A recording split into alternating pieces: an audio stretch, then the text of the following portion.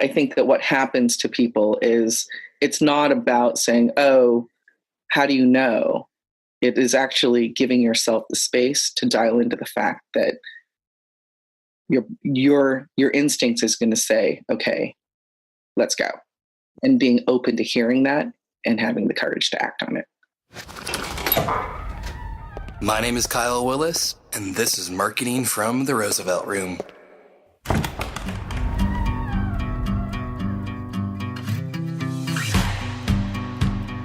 Well, hey, welcome back to a new episode of Marketing from the Roosevelt Room. I'm really excited today to welcome our guest on the show is a friend, a mentor, a true expert on what it means to be an entrepreneur. I have known Dorothy Liu for, Dorothy, is it almost 7 years now? I think we're at. I think it's 2012. It's been that deal, the depth of relationship makes time go. So I had the privilege of meeting Dorothy back in 2012. She comes from a prestigious career with top roles at Apple and Microsoft, and started her own consulting agency. That's where I had the privilege of meeting her when I was working at an ad agency. And she became not just a consultant to help where I was running a big event. She brought in her expertise to really make this big event a success. Then she became this mentor in my life to really help drive this entrepreneurial spirit I had, but was quite wild. And she brought some real reins to say, all right, Kyle, who are you as an entrepreneur? What does this pathway look like for you? And how can I set you on the right track to make sure you don't crash? So, Dorothy, it is a real honor and privilege to have you here with me today. Well, thanks. That was quite an introduction. I don't think I've ever had one like that. I feel awesome now. I'm done. When I've had this amount of time to really grow and learn from you, it's pretty easy to brag about who you are in my life. Like I said, the student has now become the teacher. So. Well, Dorothy, what I'm really excited for us to dig in today, as I alluded to a moment ago, I think you have an incredible gift. It's not just expertise. I think it's a gift you have of recognizing what that journey of entrepreneurship looks like. And I want to dig into that a little bit. We've titled our conversation, Making a Courageous Choice. And I think we'll get into a bit more of what goes into making that choice to become an entrepreneur. But I'd love to just start kind of big picture, the overall question of what goes into the DNA of an entrepreneur. I think when I hear the stats of at least 50% of small businesses fail within the first 4 years of starting out. And so you can tell me if I'm off here, but I believe that not everyone's meant to be an entrepreneur. It's something that you either are born with or that you can develop a skill into. And it's not meant for everyone. And so what I'd love to know to begin with is just what goes into the DNA of an entrepreneur. Is it something you are born with? Correct me if I'm wrong. Or is that something that needs to be developed over time? That's a broad question. It is. Let's start big picture, and then we'll start drill down. Well, let me start by sort of giving you context from probably the case study I know best, which is me. On one level, I would say entrepreneurship can be learned.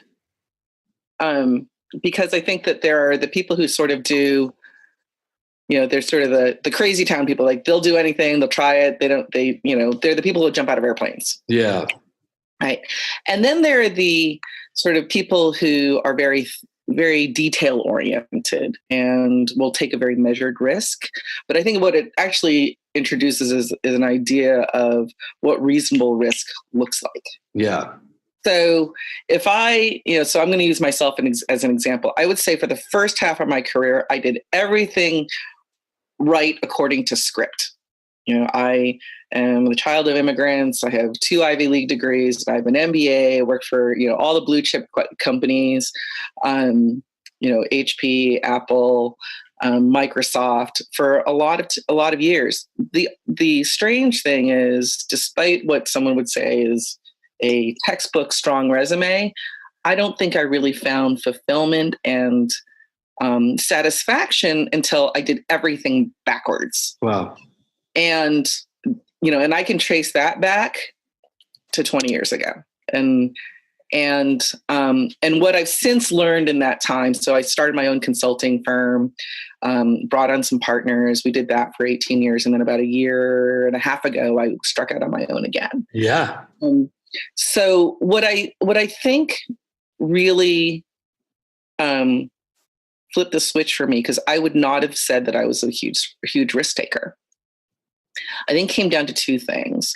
One is that there are always bright and shiny things to look at, right? And sort of the what I call the shotgun people who are just, they'll try anything. Yeah. They love the bright and shiny, and that is what they're passionate about. Like, they're always thinking about the next big thing. And that is one very specific personality. I'm sort of the other, which is I really, really believe in an understanding of foundational principles. In my case, my subject matter expertise tends to be toward marketing, which is how you and I sort of connect. Yeah. So if you remember, like, we did chalk talks around like what positioning and messaging is, and having sort of a discipline and a highly replicable approach to doing the fundamentals, for me, freed me to make some courageous or reasonable risk-oriented decisions and get really creative. So I think that sort of gives you the spectrum of, there are the people who are just going to try a billion things, and if they hit one, they're super excited and they'll do that and they'll move on to the next. I am a little bit more measured. So is it part of my DNA to be an entrepreneur? Not sure. What I am sure is that there is a context for understanding what conditions need to exist for you in order to take a risk that's reasonable to you. And I think that ultimately for that, it's connected to two things. One is your own values, a sense of timing. And I had a manager, actually, when I was at Microsoft, who said, I was trying to decide whether I should leave. And she said, you've got to believe that you're running to something better than running from something that doesn't feel right. Yeah. And I said, okay, I get that. But it was really when I sat there one day and realized that I didn't identify with where I was working anymore, and I wanted something different. That's huge. Yeah, it was huge, because as wonderful as my experience at that employer was, it wasn't me anymore. And having that be sort of the North Star for what my next move was, I quit. Yeah. And that's when I started doing everything backwards. I love to, first off, thank you. That's very, very personal. I think very interesting in that aspect of taking it backwards. And I imagine a lot of people are in that place questioning, do I love what I'm doing? Is there something better I should be chasing? And I'd love to know, imagine that decision wasn't easy for you, wasn't fast for you. And as you said, you just made another change a year ago. And so I'd love to know what that process was, and what were the questions you asked yourself to look at your values and look at the right time. Two questions in there, maybe take one at a time there. But how does someone know what my values are, and is my current job fulfilling them, or should I be looking at something else? And then the follow-up to that, how does someone know when the right time to move on is? So let me make sure I understand. So one is how do you identify those values that matter? Yeah. And then when do you act on, or what actually catalyzes you to make a change if you need to?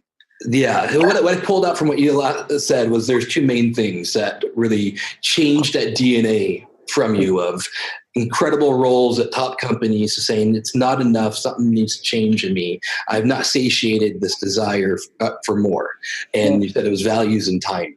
And I know I felt that way when I was at other ad agencies and Microsoft and saying there's something more. So that what you just spoke so resonates with me, and I imagine resonates with others who either have not taken that risk yet or who say, yep, I'm that entrepreneur who felt that same place. So for those that are in that valley of decision right now, first off, with values, what are some questions? What's that process you'd recommend someone to start that journey of, will this position fulfill my values, or is there something else I should be pursuing? So, we hadn't really talked about this. So one of the things that I now do is I've added coaching to my consulting, my consulting services, and it's a very different interaction. But I think that what I learned, as I've been coached, to really, it is not a comfortable thing. To look at your values, because one is nobody asks, how often do you ask yourself, like, what's important to me? Because we're all so busy doing, but setting aside that time to do two things. One is like, what is important to me? Is it, family? Is it security? Is it financial security? Is it calm? Is it excitement? Those words have a lot of weight in how we enter each day. And I find that, when people are dissatisfied with whatever they're doing every day, it's usually because they've moved away from the things that are truly important to them. So what I learned from my own coach is to sort of be braver about looking at whether I'm making choices that honor those values, and where I'm spending my time. Do they appreciate them? And that is usually, from what I can see, the first place, like, wow, I don't believe in the same things that X does. I need to move away from that. And then there are all these other things like, but I need a job and I need security. And there's just going through that process with someone who can guide you or give you that sort of hand on the back so you feel supported has been a really big shift for me, that it was okay to not have to figure it out by myself. I think that's exactly the role you played in my life when I started at Microsoft. And while it was an awesome career, a beautiful paycheck, it did not align with my values, and it did not align with where I felt I wanted to pursue what mattered most to me. And that while the money was great and the company was great as well, it just wasn't the right alignment with where I was at. And you were monumental in being able to say, Kyle, you got to be willing to take that risk and step out if this is in alignment to who you are.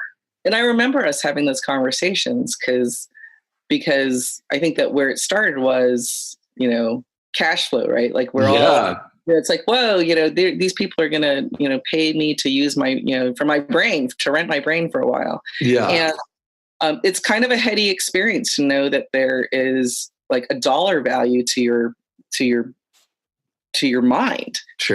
Like I remember when I first started consulting, I'm like, this is so weird. They're paying me to like think about stuff. But I think learning to say, like, it's okay to do something that isn't just about a paycheck. That's good. That sort of takes a lot of courage, especially, we live in such an achievement-driven culture, right? Or a thing-driven culture. And, think about how the industry sort of works. It's like, okay, even our phones are designed to be upgraded every time. Got to fork over another, $700 for your. It's a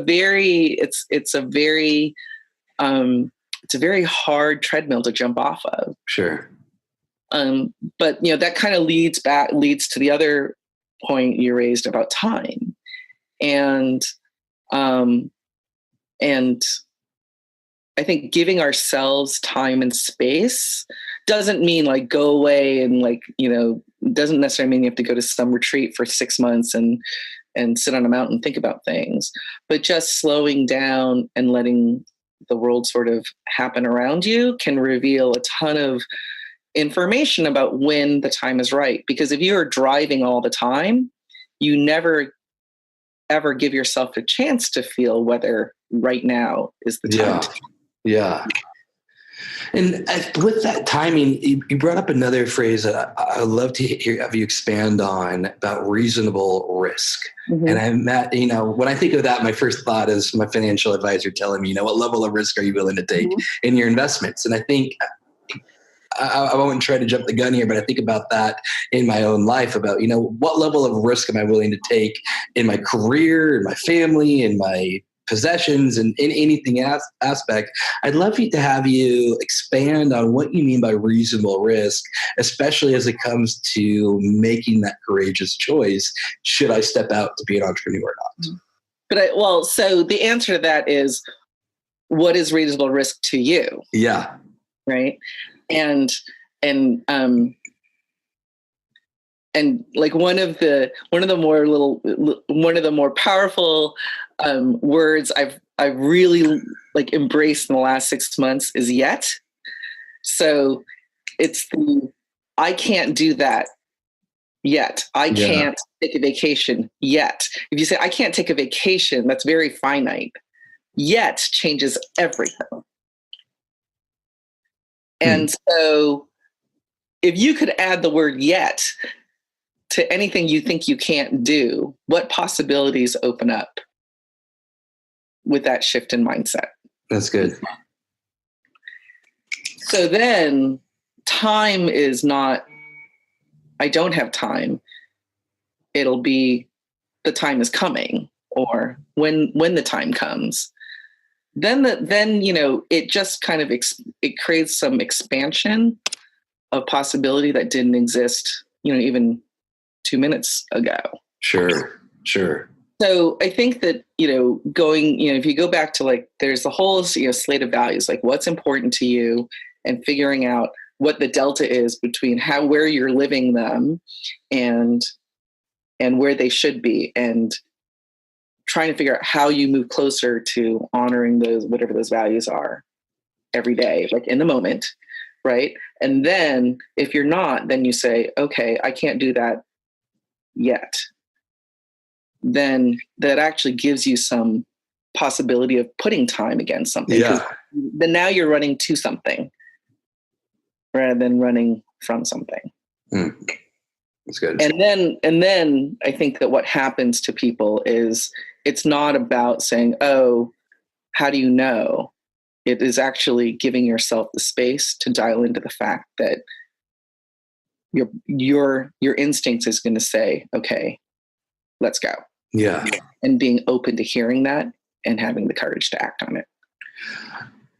So in that, what you said there about, giving yourself space, what would you recommend someone who wants to take that risk, ready to make that courageous choice and give themselves some space, but also make sure that there's boundaries, there's room to test things out, but also the fear of falling on my face? How do you battle that dichotomy, that dilemma of I want to be courageous and run gung ho, and I can't afford to fall on my face right off the bat? So that sort of begs the question of what conditions need to exist. Sure. Right? So like when I quit my corporate job, what I realized that I stress out about a paycheck. Yeah. And I just do. And there are 3 kids in my family, and we all think differently about money. I need a paycheck. So I actually set it up in my bank account to, I saved enough money for a year, put it in a bank account. It probably could grow in other ways. Okay. Sure.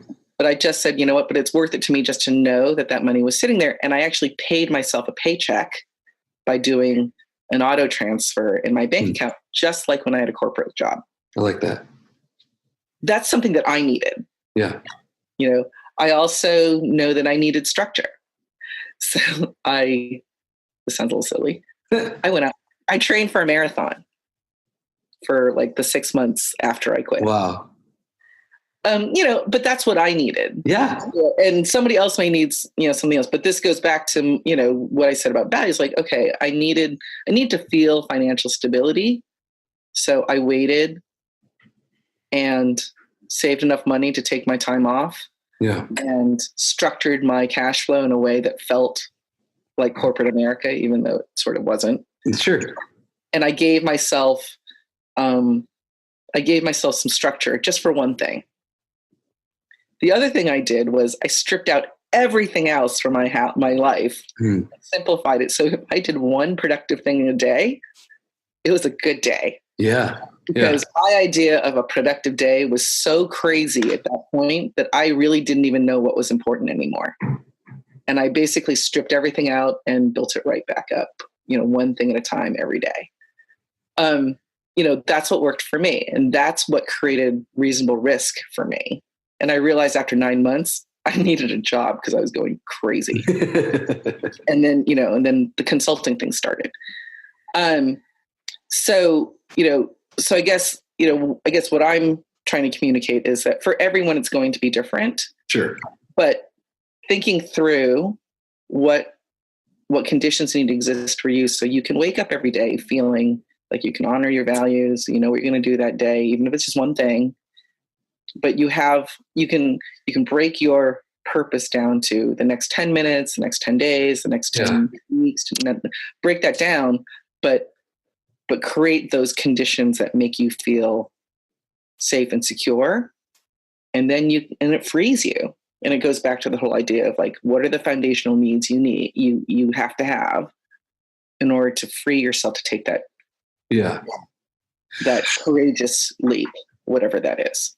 I love that because you made it very practical of being able to say, when I sit down and I ask myself, what are these greatest fears I have? What are the things that would hold me back from being able to take that step? All right, before I'm willing to take that risk then and take that leap, map out what will solve that fear. I'm going to miss my paycheck? Then great, I'm going to pay myself. I need structure? Then great, I'm going to set up structure. I need coaching? Okay, I'm going to find a coach. And you said, all right, I'm going to, whatever my fears are, I'm going to have a solution for them before I'm willing to take that risk. I love to know, as you spend a lot of time now working with people that are in this very place of, when do I step out of the corporate world? Is my business in a healthy place as an entrepreneur? What are some of the common questions, fears that you run into in the conversations that you have with these people that you'd say, this regularly comes up, and this is something I've learned in the people I'm working with? Mm-hmm. Well,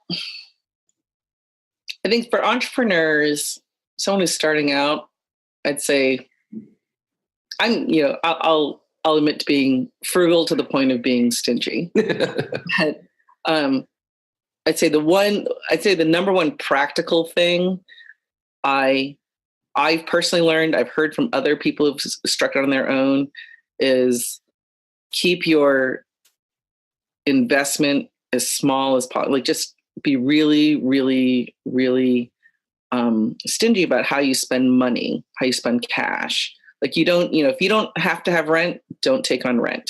Yeah.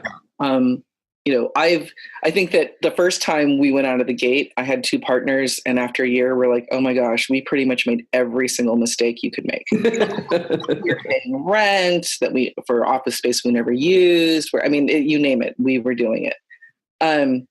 So, for me, run as leanly as possible. Yeah. We're so fortunate in the state of the way business works now that you can do so much virtually or through co-working. Those things didn't exist 20 years ago. True. So you can do a ton with a website and a business card and a Zoom account. Yeah. And a co-working. I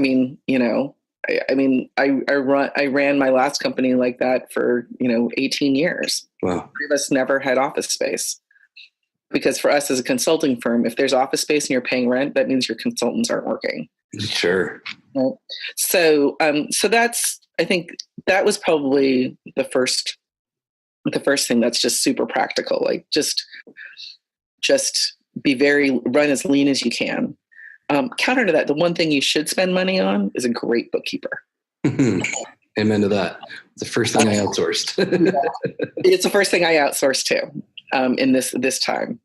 And I, like, yes, we have made every mistake. I look back on ventures I've had in the past, and I can't believe we survived as long as we did, making some of the decisions. You can survive a long time making a lot of mistakes. Yeah. You will not necessarily thrive as much as you could if you don't do some really basic things. And it goes back to that, what is the foundation of how you operate? Because it frees you to be creative when you're a bookkeeper, being frugal, and being flexible are probably the most important things. The other thing that is the hardest, I think, for entrepreneurs to realize is that you are worth every penny. And that's good. And that belief is, I think, that is the X factor for a lot of entrepreneurs, and particularly those who are in service-oriented businesses. A lot of my energy, and I think value add in the end with working with a lot of my consultants was the ability to negotiate what I believe my people were worth in the market. Yeah. And I think as a woman business owner, it's something I see over and over again where we don't really know what we're worth. And I'm sure I could open up a huge can of worms saying, I wonder if it's a gender thing. But there is it's a real issue though. It is. And I think that one thing that I've learned is that, I was always okay with asking for more. Good. You can always drop your price, but it's very hard to raise your price. Yeah. But I think that until I went out in the open market and realized that there was a direct relationship to the value I was providing and the price I was charging for it, it really gave me a lot of courage to do that on the behalf of other people. Yeah. And I think that through that process for me personally,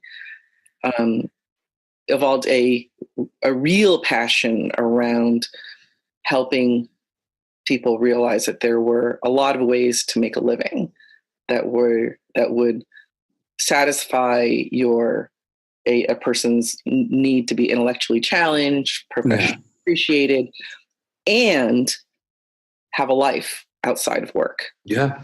And so, why shouldn't you get paid what you're worth and have it all? And I think for women in particular, learning that having it all, being compensated fairly for it, is not the same as trying to be it all. That's good for everybody. Yeah. And so that to me now is what drives what I do every day.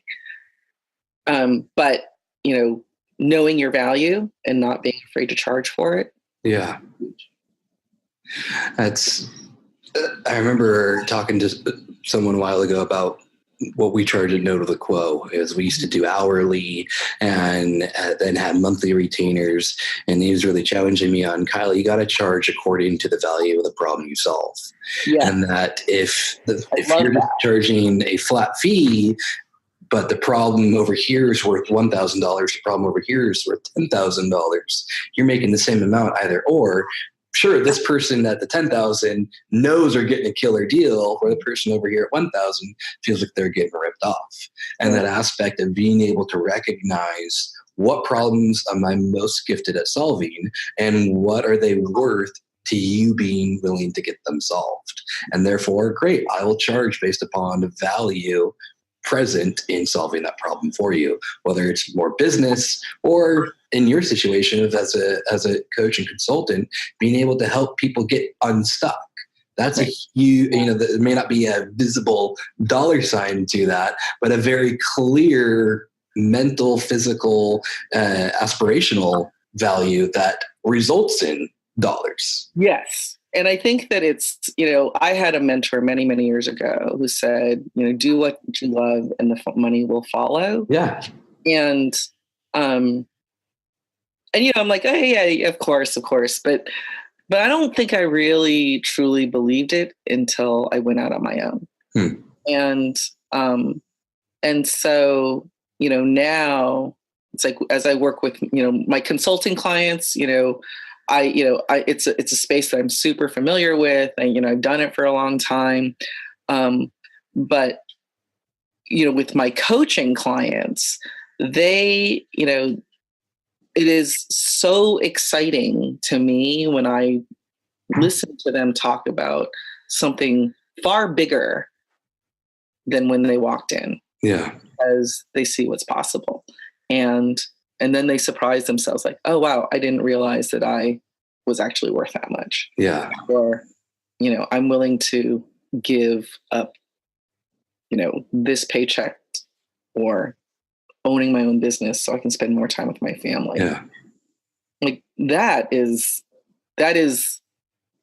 amazing to me on so many levels. And it's not because I'm like, oh, I solved a problem for them, but it's just creating that space where they can take that, make that courageous choice. And, they see all the risks associated with it are actually quite reasonable. Yeah. Well, I mean, I remember back to the Microsoft story, when I was there, that fear of, do I want to give up this nice 6-figure paycheck? Mm-hmm. And I was just started a real serious relationship that now is my wife, and sitting down with you being like, Dorothy, I want to make this buck for my girl. And you're like, Kyle, you got to believe that the money will follow where your heart is. And that was that courageous choice of me I had to make. Am I willing to do what I love? Because right now I'm just doing what's paying the bills. Yeah. And thankfully, thanks to your push and encouragement in that, the money's followed what I'm doing and what I love now. And it's actually surpassed what the Microsoft. Oh, I mean, you made so much. I mean, like the things that you tell me now, like the things that I love when I listen to you are like, one is, I'm very fascinated by the idea in the corporate world now is that there's, sort of there's your persona, like our persona that we show up with at work. Like I got to put on my game face. And then you have your person who you are. I'm like trying to be those two things, two different things is exhausting, right? So what if you could be your person instead of your persona? Yeah. At work, you are who you are all the time. Thank you. That is way more satisfying, right? And a lot less exhausting. Absolutely. Yeah. Like, why can't we just be the same person all the time? And, and I think that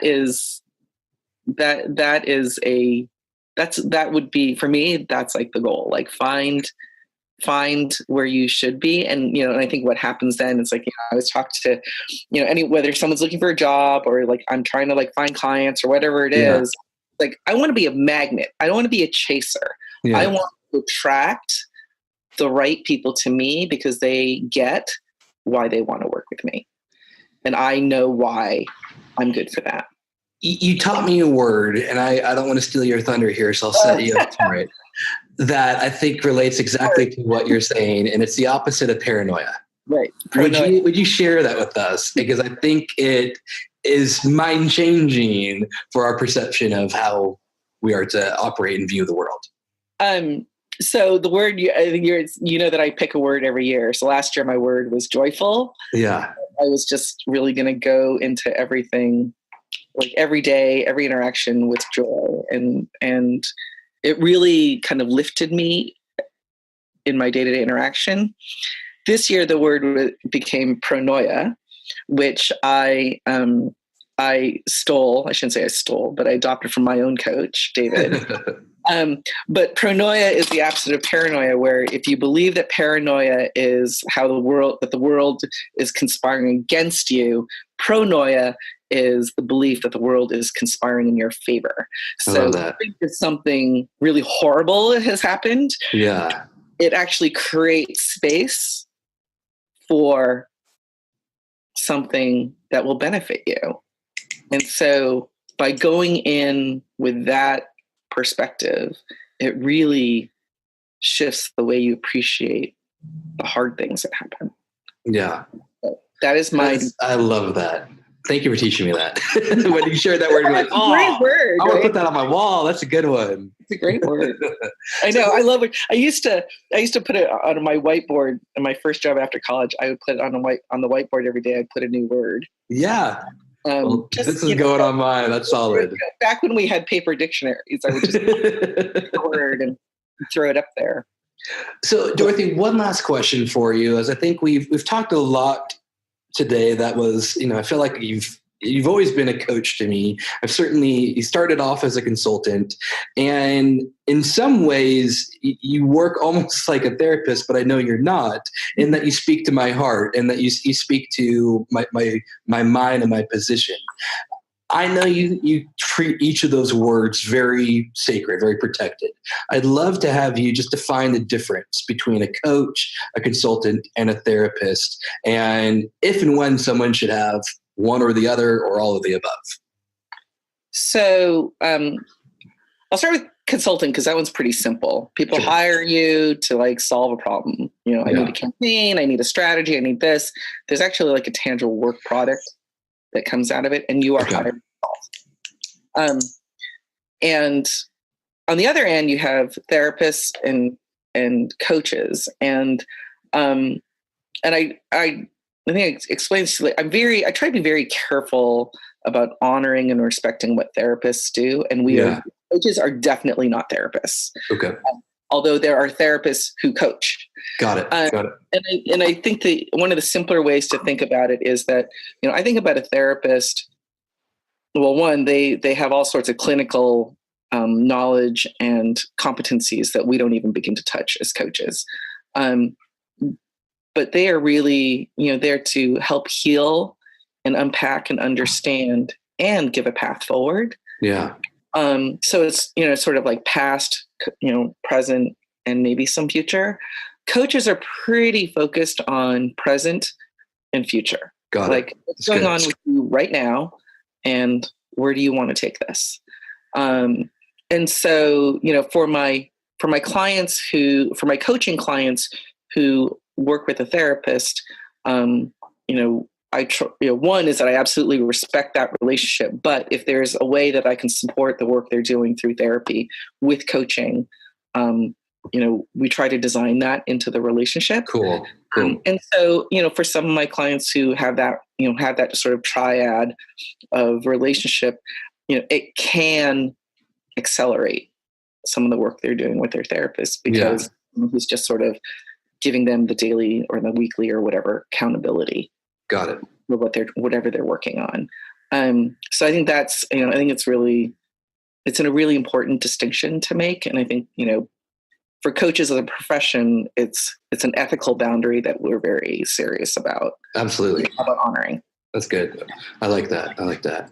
And tell me then, just as, that last question, really, for someone who finds himself in that place of, I want to make that courageous choice, but I want to have that coach mentor be able to help me and know what that path looks like. You've spoken about how you've had someone guide you through that situation. I know that's something that you offer as well. How can someone just start a conversation with you, find out a little bit more what you have to offer, and see if it's a good fit to have you be that guide to them? So I think the best way to explore coaching is to try it. Like most coaches, myself included, will sit down with someone for a half hour and actually just work on something, work on a question or something they're curious about. Yeah. And you'll have a sense of one, whether this is a coach.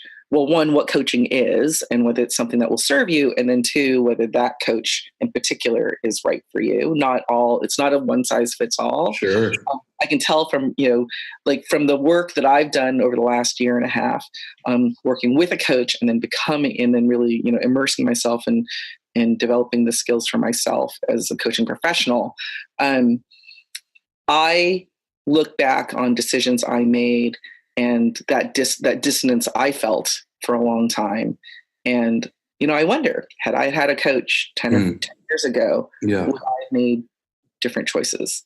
I don't know. Yeah. I mean, I like where I am now. Valid question. No. So, but I think that understanding that value is really best served with experience it. So, got it. You have my information. So if anyone who's listening to you wants to try that. Yeah. We'll have your contact information on our website, mfrrpodcast.com, marketing from the Roosevelt Room podcast.com, as well as our Facebook group. And so those who are interested in connect with Dorothy there. Dorothy, it's been an absolute honor and privilege to connect with you. Thank you for your time, insight, and wisdom with us today. Thanks for having me. That was fun. Hey, I want to thank you very much for joining us for this episode of Marketing from the Roosevelt Room. I know you have a lot of options on what podcasts you can listen to, so thank you sincerely for taking the time to join us for this one. If you have enjoyed this conversation, we'd love to keep it going in our Facebook group, Marketing from the Roosevelt Room with Kyle Willis. In that, we have live video, Q&A, and create more of a dialogue. We'd love to keep the conversation going, so please join us on Facebook. Otherwise, look forward to catching you on our next episode. Have a great day.